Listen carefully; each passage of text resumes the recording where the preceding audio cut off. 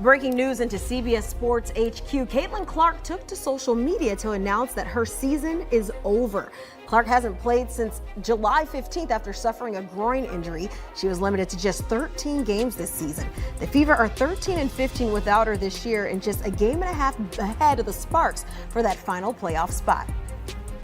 Look, the WNBA is in total panic right now. Fans aren't just a little upset, they're straight up demanding that Caitlin Clark pack her bags and head overseas. And why? Because of this painful groin injury that sidelined her again. Think about it, the same fans who used to fill seats just to see her play are now telling her to leave the entire league. It really makes you wonder, is Europe making a more compelling case than the WNBA? Do you actually think Caitlin should make that jump? The WNBA ratings' worst nightmare just came true because it was just announced that Caitlin Clark will be out for the rest of the season. She's only played 13 games this season, and her most recent injury, which happened back in July, was a groin injury. The craziest part about all of this has been the reporting around her injury. The team has never given her a timetable for return, and literally up until today, the team had been reporting that she was still trying to get back on the court this season. The Fever only have 3 regular season games left in the season before playoffs. Some fans were even speculating that they've just been stringing fans along the whole time because they know that ratings and attendance would drop once they announced that she's out, which is also so ironic that they announced it the day that football season starts. Anyway, this is not only a huge blow for the Fever, but also for the entire WNBA. Caitlin was out with an injury back in June. Viewership dropped over 50% across the league. That's the kind of effect that she has on things. And it seems like from her post and how they announced it, Caitlin was the one that was trying so hard to get back on the court. She has traveled to every single away game. She's always meeting with fans, taking photos, signing autographs, doing all of the things because she knows how many people come out specifically to see her. But I'm really interested to see what viewership and attendance looks like now that it's official that she's done. The hope is gone. Sending my best to Caitlin. I have no doubts that she will be back stronger than ever, hopefully next season. Alright, let's really break this down because the whole story is just wild. Caitlin Clark went from being the league's biggest draw, the person selling tickets and boosting ratings, literally keeping some franchises afloat. And now, she's the center of this movement the WNBA absolutely didn't want to see. Fans are openly telling her, like, pack your bags, go play in Europe. And trust me, this isn't just people randomly talking, this is serious.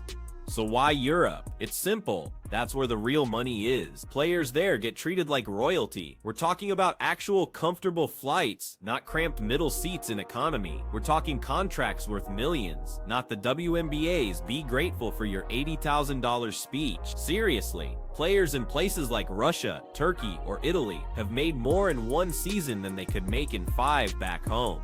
Caitlin Clark doesn't need the WNBA to survive. You know, the WNBA actually needs her to survive. And now, with her sidelined again by this groin injury, fans are really starting to think maybe it's time she just protects herself, her career, and her body by making that move overseas.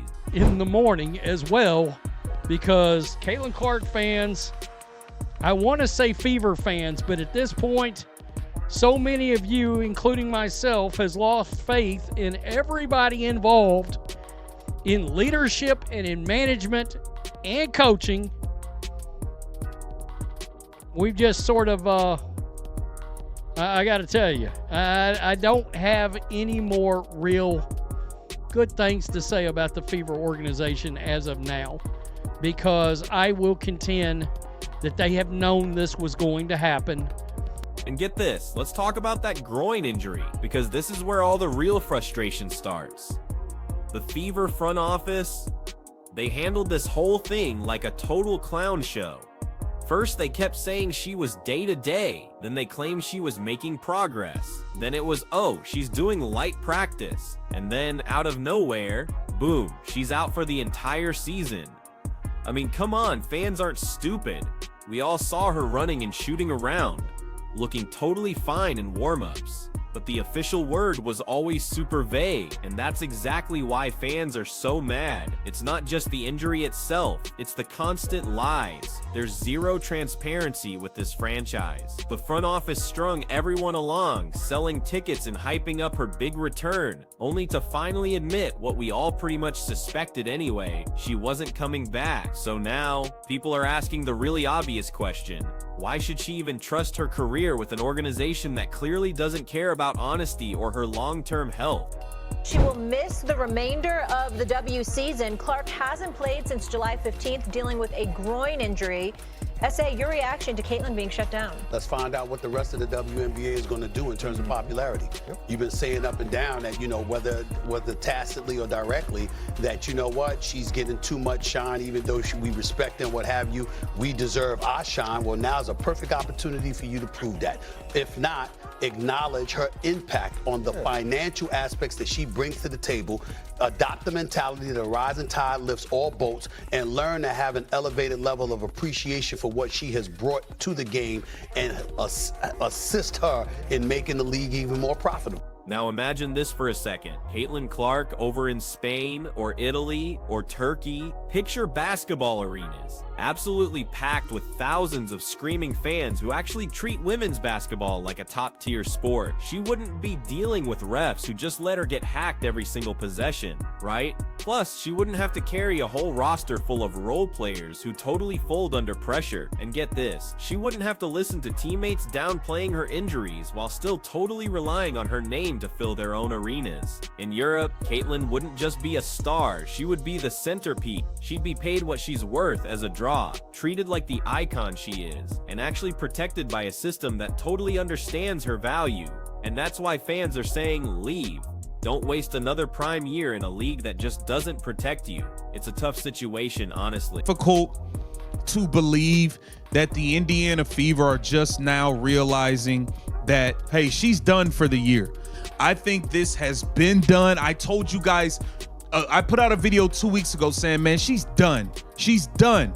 Once they put out the article, when she was supposed to return versus the Minnesota Lynx, supposedly, and then the Scott Agneses and all them start talking about she suffered a bone bruise in Phoenix, I told y'all it was. Make no mistake, the WNBA is in full panic mode right now.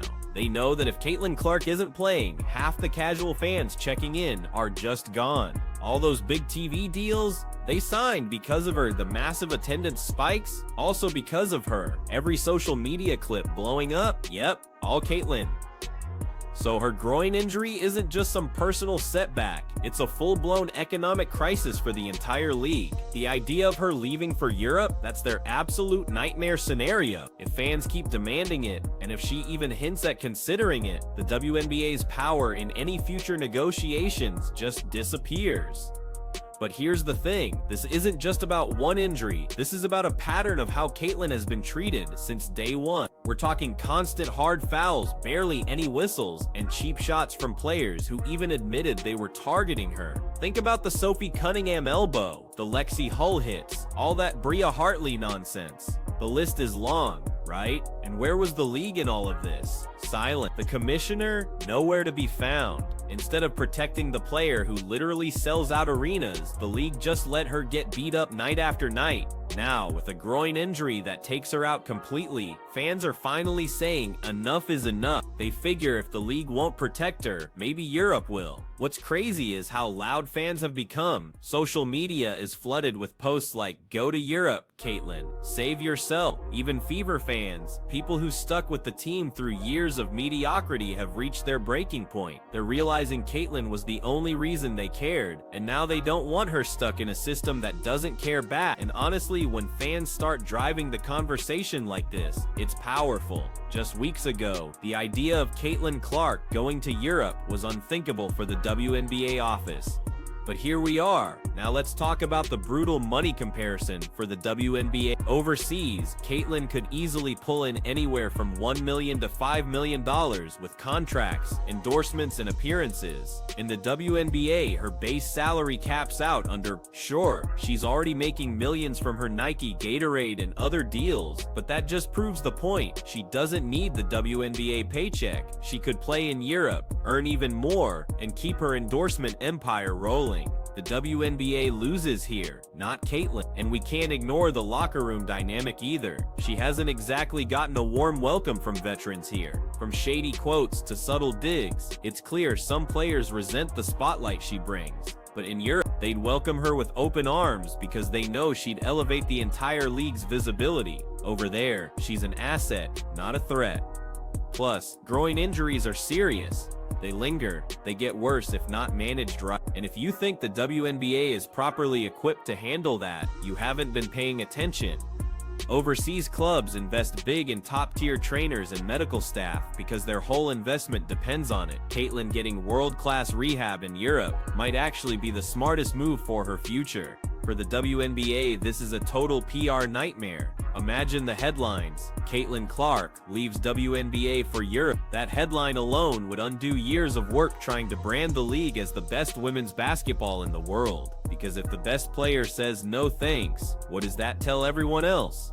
And fans, they wouldn't blame her. They'd cheer her on. They'd live stream her games at 3 a.m. just to watch. That's how loyal her fan base is. They're not WNBA fans, they're Caitlin Clark fans. And that's the huge problem. The ripple effects of this injury are hitting harder than anyone expected.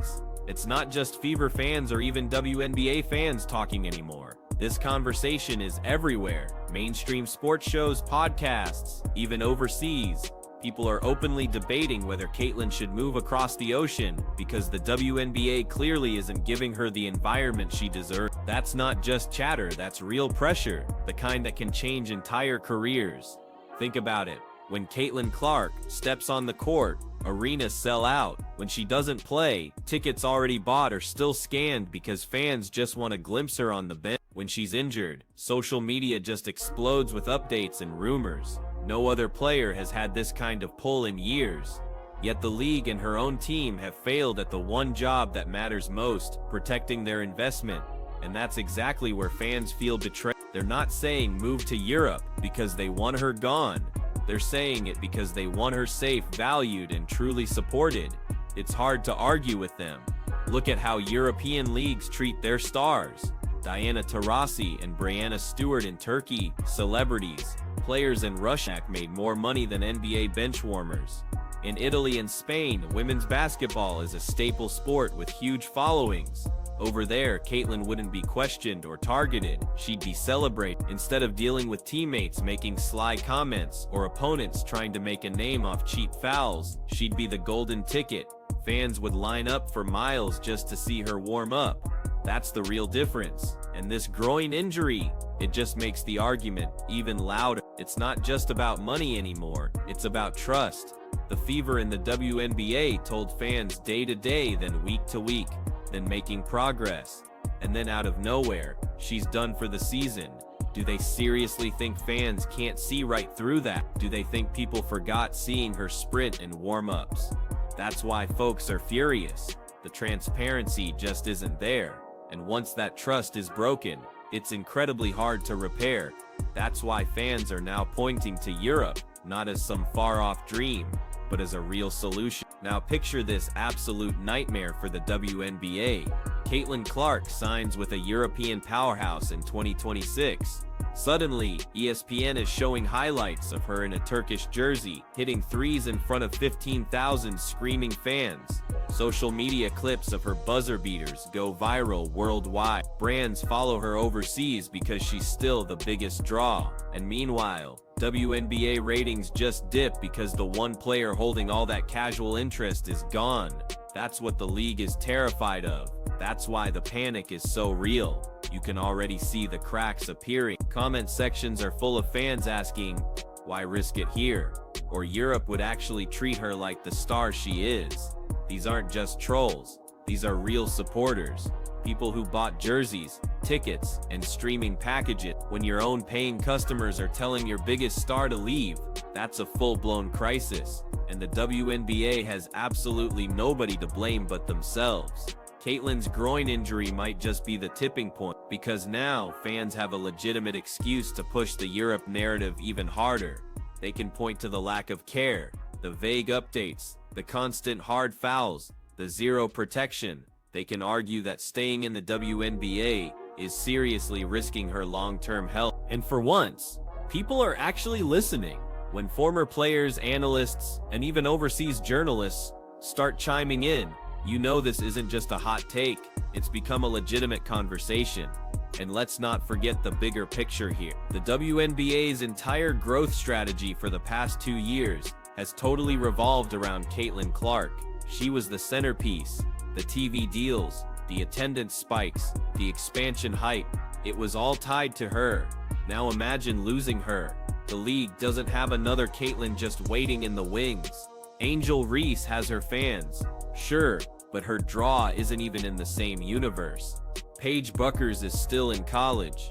Juju Watkins will be big, but not Caitlin big. You take Clark out of the equation, and the league slides right back to where it was. Niche coverage, empty seats, and nobody really caring. And here's the irony, overseas leagues don't even need Caitlin Clark to survive. They'd love to have her, but they're already stable. The WNBA, on the other hand, they are completely dependent on her. That imbalance of power is exactly why fans are so quick to say, go to Europe, because they know Caitlin has options. She's not trapped. She's not financially dependent on a WNBA check. She could walk away tomorrow and still be one of the most marketable athletes in the world. That's why this groin injury isn't just an injury, it's leverage. And leverage in sports is absolutely everything. Players like LeBron James, Tom Brady, Serena Williams, they all understood leverage. Caitlin Clark is now in that same category. She has the power to reshape not just her own career, but the league's entire future. If she even hints at Europe, sponsors and networks will totally panic. If she stays silent, fans will just keep pushing the idea even loud. Either way, the WNBA is cornered. And all of this happened because they failed to protect the one player they simply couldn't afford to lose. But here's the bigger question. Would Caitlin actually do it? Would she really leave the WNBA for Europe? It's hard to say for sure. She's loyal to her fans. She knows her platform here in America is massive, and she's already a household name. But loyalty only goes so far when your body and your career are on the line. And fans are already reminding her, loyalty is a two-way street. If the league won't protect her, why should she protect the league? That's the huge debate raging right now. This groin injury might heal. She'll come back stronger, no doubt. But the damage isn't just physical, it's reputational. The Fever organization and the WNBA leadership have shown they're either incapable or unwilling to be transparent. That won't be forgotten overnight, and it definitely won't stop fans from asking the hard question, is Caitlin Clark's future actually in this league? Or is the writing already on the wall for a European chapter? And if she did go, don't kid yourself, the fans would absolutely follow. They'd stream games at 3 a.m. They'd buy jerseys from overseas teams. They'd travel to watch her live. That's how incredibly strong her fan base is.